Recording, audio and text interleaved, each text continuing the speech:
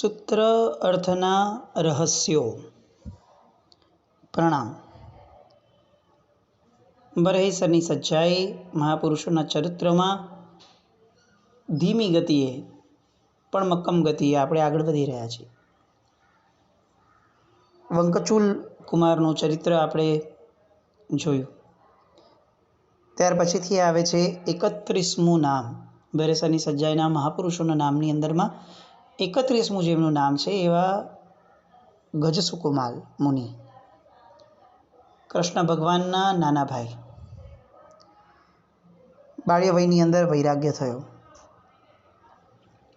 થયો પણ માતા પિતાને એટલું ઇષ્ટ ન થયું. એટલી સુકોમળ કાયા લઈને આવ્યા હતા. પૂર્વના જબરદસ્ત પુણ્ય અને અતિશય સુકોમળ કાયા. વાસુદેવના ભાઈ છે. બળની અંદર વિચારીએ તો એવું લાગે કે વાસુદેવના ભાઈ કેવા હોય, પણ પૂર્વના ભવોની અંદર એટલી બધી વૈયાવચ, એટલો બધો એ ગુણ અપ્રતિપાતી ગુણને સેવ્યો છે કે આ ભવની અંદર શરીરનું સુખ અપ્રતિમ મળ્યું છે, અપ્રતિમ. અને એના કારણે અત્યંત સુકોમળ કાયા, આમ હાથ લગાડો અને માખણ જેવી કાયા દેખાય, વર્તાય. એટલે માતા પિતાને રાગ થવાના કારણે દીક્ષા લેવાની ઘસીને ના પાડી અને લગ્ન કરાવ્યા. પણ લગ્ન કર્યા પછીથી માતા પિતાની ઈચ્છા સંતોષાય, એમની પોતાની ઈચ્છા તો સંતોષાઈ ન હતી અને પોતે પોતાના મનને મનાવી નહીં શક્યા કે હું માતા પિતાની ઈચ્છાને પૂરી કરું. અંદરનો વૈરાગ્ય ધસમસતા પ્રભાવવાળો. એટલે લગ્ન કર્યા પણ પોતે બહુ ટકી ન શક્યા. લગ્ન કરીને તરત સંસાર છોડી દીધો અને નિમિનાથ ભગવાન જ્યાં વિચરતા હતા તુરંત ત્યાં પહોંચી ગયા. ભગવાનને વિનંતી કરી, પ્રભુ મને ભાગવતી પ્રવજ્યા આપો. અને પ્રભુએ દીક્ષાનું દાન દીધું. તરત જ ભગવાનને વિનંતી કરી, પ્રભુ હવે આ કાયાથી વિશેષપણે કોઈ સાધના થઈ શકે એવી શક્યતા દેખાતી નથી. શરીરનું બળ એટલું નબળું છે સાહેબ, અને એટલી કોમળ કાયા છે કે આ કાયા હવે હું એક સાથે રોજ થોડા કષ્ટો આપીશ તો એ નહીં સહન કરી શકે. એટલે પ્રભુને વિનંતી કરે છે ગજસુકુમાલ મુનિ, એ પ્રભુ મને અનુજ્ઞા આપો કે હું વન શોટ આ બધા કર્મોને બાળી શકું. એટલે સાહેબ રાતોરાત અણસણ સ્વીકારી લઉં અને આત્મામાં એવો ઉતરી જાઉં, જે કષ્ટ પડવા હોય એ પડે, પણ હું કાયાને ઓસીરાવી દઉં. આ કાયાની સાથે રહી અને ભગવાન હવે હું સાધના કરી શકું એવું મને નથી લાગતું. એવું મારું કાયાનું બળ નથી, પુણ્ય નથી. પ્રભુએ વિનંતી માન્ય રાખી, અણસણની છૂટ આપી. સ્મશાનની અંદર ગયા તાત્કાલિક અને અણસણ સ્વીકાર્યું. આત્મધ્યાનમાં લીન બન્યા. આ બાજુ જેમની સાથે લગ્ન થયા હતા તે બ્રાહ્મણ કન્યા, એના પિતા સોમિલ. આ સોમિલ સસરો જે છે, સોમ શર્મા પણ નામ એનું આવે છે ક્યાંક, એ બ્રાહ્મણ જે છે એ સ્મશાનમાં પહોંચે છે. ખબર પડે છે અહીંયા ઊભા છે અને ધડાધડ ગુસ્સામાં કેટલાક શબ્દો બોલી રાખે છે. મારી દીકરીનો ભવ બગાડ્યો. બસ આ એક જે વેદના હતી પિતાની, એ વેદના પરાકાષ્ઠાએ પહોંચી. એમાં પાછા ગજસુકુમાલ મુનિ લેશ માત્ર જવાબ આપવા તૈયાર નથી, કારણ કે એમને તો કદાચ ખબર પણ નથી કે બહાર દેહના સ્તર ઉપર કોઈક આવી રીતે વ્યક્તિ આવી અને આ દેહનું નામ જે છે ગજસુકુમાલ, એ નામને ભાંડી રહ્યો છે, કોઈ ગાળો આપી રહ્યું છે. આવું ધ્યાનમાં પણ નથી એમને. હાથીના તાલવાનો ભાગ હોય, સૌથી કોમળ ભાગ કહેવાય હાથીના શરીરનો, એનાથી પણ વધુ કોમળ એ આ ગજસુકુમાલ હતા અને એટલે જ એનું નામ ગજસુકુમાલ પડ્યું. હાથીથી પણ કોમળ. પણ આ કોમળ કાયા હવે આ સસરાને ફાવતી નથી, કારણ કે આ જ કોમળ દેહ દ્વારા પોતાની દીકરીનો ભવ બગડ્યો હોય એવું એને લાગી રહ્યું છે. સંસાર આવો જ છે. જે સસરાએ હજી તો કેટલાક દિવસો ને કલાકો પહેલાં પોતાની દીકરી હોંશે જેને વળાવી અને જમાઈ તરીકે પોતાના માથે ચડાવ્યો હતો, આજે એ જમાઈનું માથું ભાંગવા તૈયાર થઈ ગયા. સંસારમાં અપેક્ષાઓ જો સંતોષાતી નથી તો જીવ કઈ હદ સુધી જઈ શકે એ કલ્પના કોઈના બસની વાત નથી. અત્યંત ગુસ્સો આવ્યો, ક્રોધ માથે ફર્યો અને હવે એવી શિક્ષા ફટકારું કે જિંદગીભર બધા લોકો યાદ રાખે કે કોઈ દીકરીનું આવી રીતે ઘર ન ઉજાડાય.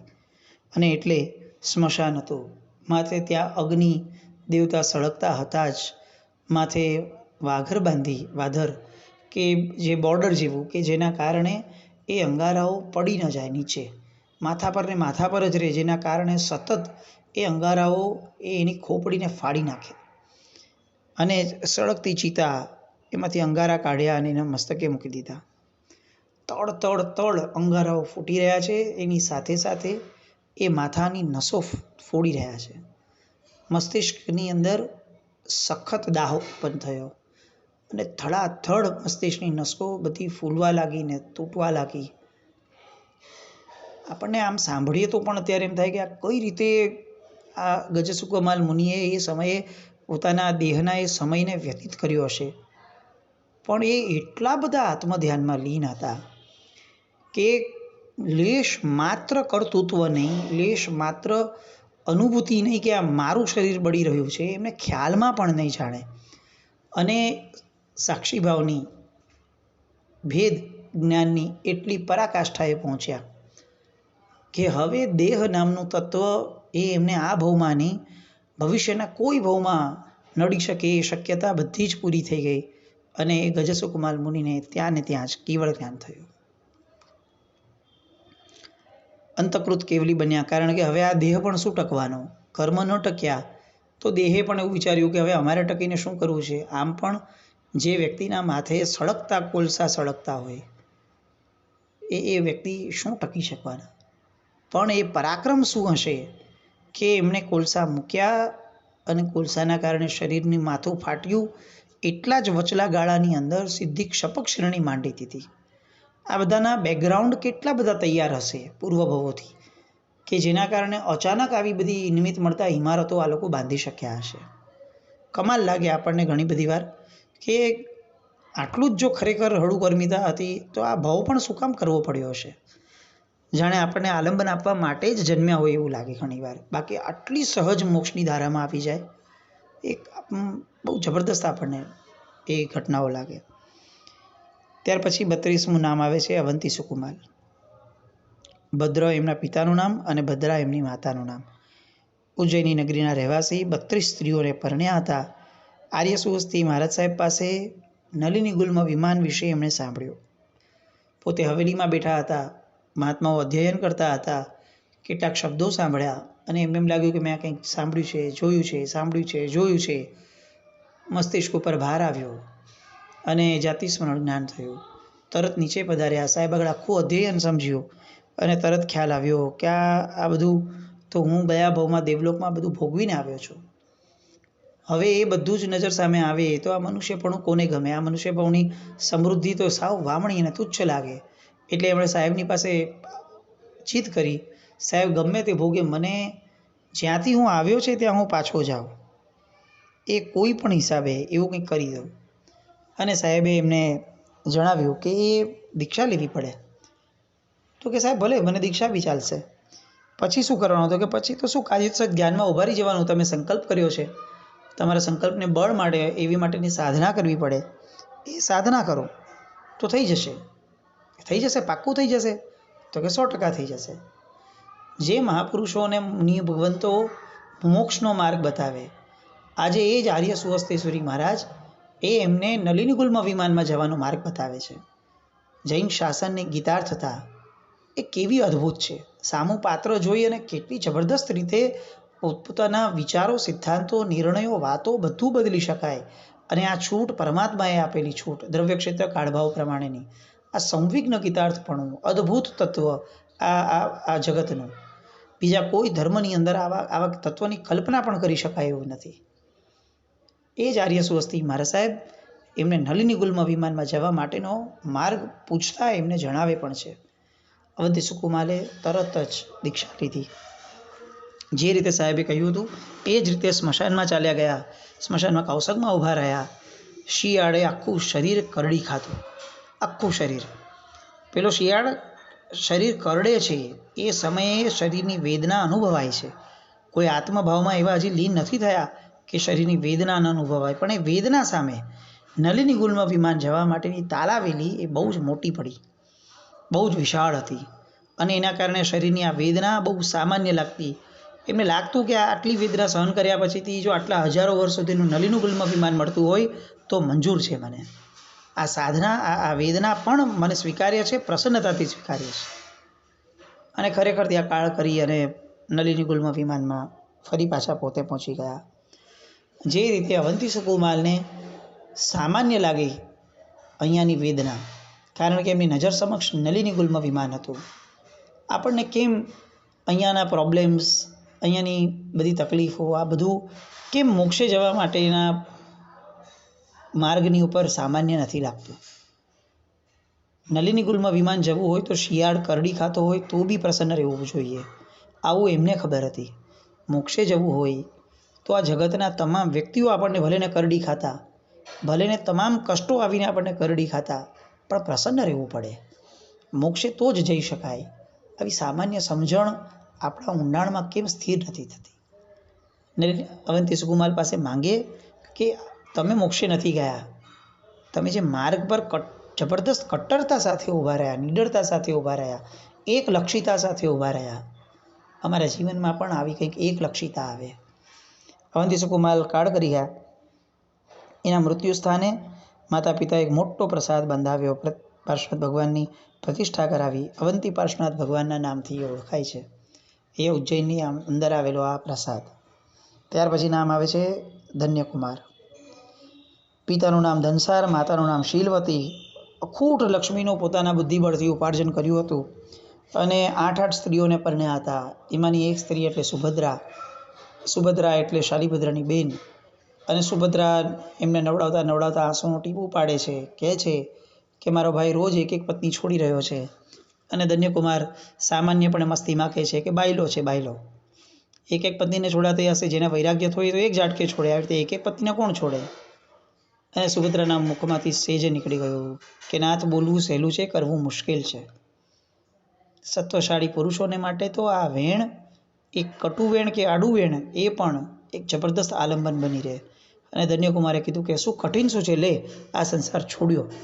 અને એ જ ક્ષણે 8 પત્ની ભર્યો ભાદર્યો સંસાર, પોતે ઉપાર્જિત કરેલી લક્ષ્મી બધું જ છોડી અને એ જ ક્ષણે મહેલની બહાર નીકળી ગયા. નીચે ઉભા રહીને શાલિભદ્રને બૂમ મારે છે કે શું કરે છે તું? આવી રીતે એક એકને છોડાતા હશે, ચાલ મારી સાથે, હું 8ને છોડીને આવ્યો. અને શાલિભદ્ર પણ નીકળ્યા, શાળા બનેવીની જોડી નીકળી. સાત્વિક પુરુષો, સત્વશાળી વ્યક્તિઓ, ધર્મ ખરેખર એ લોકોનો જ છે. આપણે જિંદગીભર માટે સુખને માણી શકીએ, રડતા રડતા સુખ માણીએ, રડતા રડતા દુઃખને સંવેદીએ, બધું રડતા રડતા કરવાનું. આવી આપણી આ સત્વવિહીન જિંદગી, આ ધન્ના કુમાર જેવા, શાલિભદ્ર કુમાર જેવા આ વ્યક્તિઓ દ્વારા આપણે માંગીએ પરમાત્માને કે એમનો અંશ તો મળે, સત્વનો અંશ મળે. છોડવા જેવું છે એવું જાણીએ છીએ, તેમ છતાં છોડી શકતા નથી. એ વેદનામાં ક્યાં સુધી રહેશું? છોડી દઈએ. આવું સત્વ આપણામાં કેમ નથી પ્રગટતું? આ વીર્યાંતરાય કર્મના ક્ષયોપશમની આ જબરદસ્ત ધારા એ ધન્યકુમારની અંદર. ત્યાર પછી નામ આવે છે ઇલાચી પુત્ર. શ્રેષ્ઠી પુત્ર હતા, પણ નટની પુત્રીના મોહમાં પડ્યા. નટે શરત મૂકી કે હું મારી પુત્રીને પરણાવું, પણ એની માટે તો તમારે કોઈક રાજાને રીઝવવા પડશે અને રોજ નવા નવા વેશ કરવા, લોકોને પ્રસન્ન કરવા. એક શ્રેષ્ઠીનો પુત્ર હોવા છતાં જાણે પોતાનું આખું સ્વરૂપ ભૂલી ગયા હોય એ રીતે નટની જેમ બધા વ્યવહારો કરતા હતા. બેનાતટ નગર ગયા, અદ્ભુત કલાઓ પોતે પણ શીખ્યા. વાંસ અને દોરડા ઉપર ચડીને અદ્ભુત એવો ખેલ કરવા લાગ્યા. અને હવે એમ લાગે છે કે બસ આ છેલ્લો મારો દાવ છે, હમણાં રાજા રીઝે એટલે આ નટડી મારી. એટલે એ આનંદમાં ને આનંદમાં વાંસ ઉપર ઝૂલી રહ્યા છે. આ બાજુ અચાનક એમની નજર જાય છે તો રાજા બહુ નબળી નજરથી આ નટડીને જોઈ રહ્યા છે. આ દોરડા પર નાચતા ઇલાચી કુમારને ધિક્કાર છૂટ્યો કે આ શું રાજા છે, આટલા ઊંચા સ્થાને બેઠો છે, એની દીકરી જેવી ઉંમરની છે, અને તેમ છતાં પણ એને આના પ્રત્યે વાસના જાગે છે રાજા થઈને. અને આ હું એ જ સ્ત્રીને મેળવવા માટે હું શ્રેષ્ઠીપુત્ર થઈને રખડું છું. અને મનમાં સખત ધિક્કાર ભાવ છૂટ્યો કે આ કયા કર્મોને મેં બાંધ્યા કઈ દિશામાં હું ભટક્યો. એ જ વાંસ ઉપર હજી આગળ ચાલી રાખે છે ને ત્યાં સામેના મકાનની અંદર માળામાં રહેલા એક બેન શ્રાવિકા, રૂપનો અંબાર એવી શ્રાવિકા સાધુ ભગવંતને ગોચરી ઓરાવી રહી છે અને સાધુ ભગવંત નીચા નૈણા ઢાળી અને ગોચરી ઓરી રહ્યા છે. હજી હમણાં આ દ્રશ્ય જોયું કે પેલો રાજા આખા રાજ્યનો નાથ છે, પિતા સમાન છે અને એ દીકરી સમાન એવી નટડી ઉપર મોહાઈ રહ્યો છે. અને અહીંયા રૂપનો અંબાર નવયૌવના, સોળ શણગાર સજેલી નવયૌવના, અને પેલા મુનિ નયણા ઊંચા કરી અને એની સામે જોવા તૈયાર નથી. શું વૈરાગ્ય, શું ચારિત્ર જીવન, શું સંસારની અસારતા! એક બાજુ આવું સાધુપણું, બીજી બાજુ આવું રાજાનું વિલાસીપણું. મારો જીવ આ વિલાસીપણામાં અને વિલાસીપણામાં કેટલા વર્ષો, કેટલા ભવોથી ભટક્યો. શું મેં મારા જીવની સ્થિતિ કરી, મારા આત્માને મેં કેટલો નીચો પાડ્યો. ક્યાં આવું ચારિત્ર જીવન, ક્યાં આવું મુનિપણું, ક્યાં આવું નિર્ગ્રંથપણું! અને એ રાગ પ્રગટ્યો અંદર નિર્ગ્રંથપણાનો, પોતાની જાત પર ધિક્કાર વછૂટ્યો. અને ધિક્કાર વધતા વધતા વધતા આ દેહ ન જોઈએ, આ સંસાર ન જોઈએ, આ કોઈ જાતનું નટડીના પિતાને બધાને મોહાવાપણું, આ દીનપણું કાંઈ જ ન જોઈએ. એક જ ભાવ જોઈએ, આત્મભાવ. અને હું દેહ જ નથી, તો આ નટડી મારી નથી, આ કોઈ મારું નથી. આ ભાવની ધારામાં આગળ વધતા વધતા વધતા એ જ દોરડા પર હજી તો કૂદવાનું ચાલુ છે, દોરડા પર ચાલવાનું ચાલુ છે. અને એ જ ખેલ કરતાં કરતાં ત્યાં ને ત્યાં ઇલાચી કુમારને કેવળ જ્ઞાન થાય છે. બધા એકથી એક દ્રષ્ટાંતો સાંભળીએ અને રૂવાડા ઊભા થઈ જાય કે આ લોકો પૂર્વભાવમાં શું જબરદસ્ત તૈયારી કરીને આવ્યા હશે. એક નિમિત્ત મળે અને આવરણ ખાલી ખસે એમ આખોને આખા કર્મો ખસી જાય. સીધા કેવળ જ્ઞાન. અને આ વર્ધમાન સ્વામી ભગવાનના શાસનનું અનન્ય તત્વ, અનન્ય એક્ઝામ્પલ. આમ ઓવારી જઈએ એવી જબરદસ્ત બધી વાતો આ બધા મહાપુરુષોના ચરિત્રોની. એ પછીથી આવે છે ચિલાતી પુત્રનું નામ. ચિલાતી નામની એક દાસી, એનો આ પુત્ર. પેલા એક શેઠને ત્યાં નોકરી કરતા હતા, પણ શેઠે એના અપલક્ષણ જોયા એટલે જંગલમાં જઈ એને કાઢી નાખ્યો. ઓલો જંગલમાં ગયો, ત્યાં ચોરનો સરદાર બની ગયો. એને એકવાર એ શેઠની જ સુષ્મા નામની પુત્રી ઉપર જે પેલા મોહ થયો હતો, એ સુષ્માને પકડવા માટે ગયો. શેઠને ત્યાં ધાડ પાડી, એની પુત્રીને ઉપાડીને ભાગ્યો.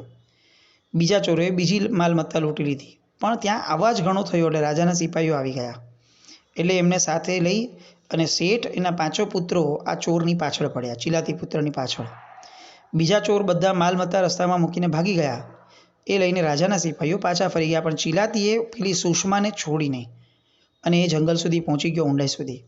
શેઠે પોતાના પુત્રો સાથે એનો પીછો પકડ્યો અને નજીક આવી પહોંચ્યા. એ જોઈને ચિલાતીએ સુષ્માનું મસ્તક કાપી નાખ્યું. મસ્તક કાપીને ધડને ત્યાં જ ફેંકી દીધું અને રહેવા દીધું. શેઠને લાગ્યું કે હું જેની માટે આ ચિલાતી પુત્રની પાછળ ભાગેલો, એ મારી દીકરી, એ તો મૃત્યુને શરણ થઈ ગઈ, હવે આને પકડીને શું ફાયદો. પણ પેલા ચિલાતીની ક્રૂરતા પ્રત્યે એને સખત ધિક્કાર વછૂટ્યો. રુદન કરે છે, પોતાની પુત્રીને ગુમાવ્યાનું દુઃખ ભોગવે છે અને પાછા પોતાના મહેલમાં આવી જાય છે. આ ચિલાતીને હવે મનમાં સખત દાહો પડ્યો અને ત્યાં અચાનક જ એક મુનિને ધ્યાનમાં ઊભેલા જોયા. એ ધ્યાનમાં ઊભેલા જોયા પછી ત્યાં નજીક ગયો. બાજુમાં તલવાર, ખુલ્લી તલવાર, લોહીથી નીતરતી તલવાર દેખાડીને કહે છે, ધર્મ આપો મને, ધર્મ સમજાવો. અને પેલા મુનિ 3 શબ્દો ખાલી બોલે છે, ઉપશમ, વિવેક, સંવર. આટલું બોલી અને એ તો ચારણ મુનિ હતા, આકાશમાં ઉડી ગયા. અને અહીંયા હવે ઇલાચી કુમાર આ 3 પદનો અર્થ વિચારે છે. શરીર આખું લોહીથી ખરડાયેલું છે. એ લોહીથી ખરડાયેલા શરીર સાથે હવે ચિંતન મનનની ધારા ચાલે છે. જાણે કૌશક ધ્યાનમાં ચડી ગયા હોય એ રીતે ઊભા રહી ગયા. કીડીઓ આવવા લાગી લોહી પીવા માટે, લોહી ચાખવા માટે. આખી જંગલી કીડીઓ, આખી આરપાર કીડીઓ નીકળી જાય છે, ચટકા ભરવા લાગે છે. પણ પેલા 3 શબ્દો, ઉપશમ, વિવેક, સંવર, આ 3 શબ્દોમાંથી મન જરાય ડગ્યું નહીં. 2 થી 2.5 દિવસ થયા. શરીર આખું ચાળણી જેવું ચડાઈ ગયું. શરીરમાં કંઈ જ એવું ન બચ્યું કે જેના કારણે શરીર હવે ઊભું રહી શકે. શરીર પોતે ઢગલો થઈ અને પડ્યું, મૃત્યુ પામ્યા. પણ આ ઉપશમ, વિવેક અને સંવર, આ 3ની ભાવનાને કારણે સ્વર્ગે ગયા. બહુ જ નજીકના ભવિષ્યની અંદરમાં મોક્ષે જશે.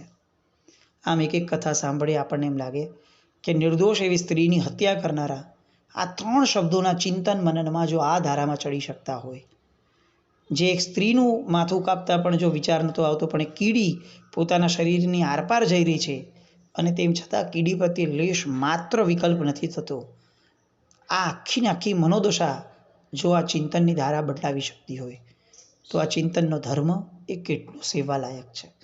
આપણે ખરેખર એમ થાય કે બીજા બધા ક્રિયાત્મક ધર્મો સેવતા સેવતા આપણે ક્યાંક ચિંતન નામના ધર્મને ભૂલી ગયા. ઉપશમ, વિવેક, સંવર, આ 3 શબ્દોથી પોતાનું આખું આત્મકલ્યાણ જેમને સાધી લીધું એવા આ ચિલાતી પુત્રને નમન. ત્યાર પછી નામ આવે છે યુગબાહુ મુનિ. પાટલીપુત્ર નગરની અંદર વિક્રમબાહુ નામનો રાજા, એની મદનરેખા નામની રાણી, એમને બહુ મોટા વયની અંદર પુત્ર થયો, નામ યુગબાહુ પાડ્યું. આ યુગબાહુએ શારદા દેવી અને અન્ય વિદ્યાધરોની સહાયતાથી અનેક વિદ્યાઓ પ્રાપ્ત કરી. અનંગ સુંદરી નામની અત્યંત રૂપવતી એવી રમણી સાથે લગ્ન કર્યા. પરમાત્મા મળ્યા અને પરમાત્માએ વિધિસર જ્ઞાન પંચમીની આરાધના કરવા માટે કહ્યું. આપણે જ્ઞાન પંચમીની વાત આવે ત્યારે આપણે ક્યારે પણ આ યુગબાહુ મુનિનું નામ સાંભળતા નથી, પણ હકીકતની અંદર આ યુગબાહુ મુનિએ જ્ઞાન પંચમીની આરાધના એમને જે સમજાવી કેવલી ભગવંતે, એ પ્રમાણે એની આરાધન કરી, પોતે દીક્ષા લીધી, ઉગ્ર તપશ્ચર્યા પણ કરી, એ જ ભવની અંદર કર્મ ખપાવ્યા અને કેવળ જ્ઞાન તે જ ભવની અંદર પામ્યા. આ જ્ઞાન પંચમીની વરદત્ત ગુણમંજરીની કથા સાથે ભવિષ્યની અંદર આપણે આ યુગબાહુ મુનિને પણ યાદ રાખીએ, એ એમના પ્રત્યેનું આપણું કર્તવ્ય છે. ત્યાર પછી નામ આવે છે આર્ય મહાગીરી અને આર્ય સુહસ્તીસુરી. આ બંને સ્તુરીભદ્રજીના 10 પૂર્વી શિષ્યો હતા. એ વખતમાં જીનકલ્પનો વિચ્છેદ થયો હતો, પણ તેમ છતાં આર્ય મહાગીરીએ ગચ્છમાં રહીને જીનકલ્પની તુલના કરતા હતા. આર્ય સુહસ્તીસુરીએ આગળ જતા અવંતીપતિ રાજાને પ્રતિબોધ પમાડ્યો. એ રાજાએ ભગવાનના અનેક મંદિરો બનાવ્યા, અનાર્ય દેશમાં પણ સાધુઓને વિહાર કરવાની સરળતા કરી આપી અને જૈન ધર્મની ઘણી પ્રભાવના કરી આપી. આમ આર્ય મહાગીરી અને આર્ય સુહસ્તીસુરી આ બંને દ્વારા પરમાત્માના શાસનની જબરદસ્ત પ્રભાવના થઈ. એ બંનેને પણ વંદન કરીએ. હજી આગળ આર્ય રક્ષિત સૂર્ય આદિ મહાપુરુષો, એમના ચરિત્રોની ચિંતવના આવતા સમય પર રાખીએ. જીનાજ્ઞા વિરુદ્ધ કંઈ પણ બોલાયું હોય તો મિચ્છામિ દુક્કડમ.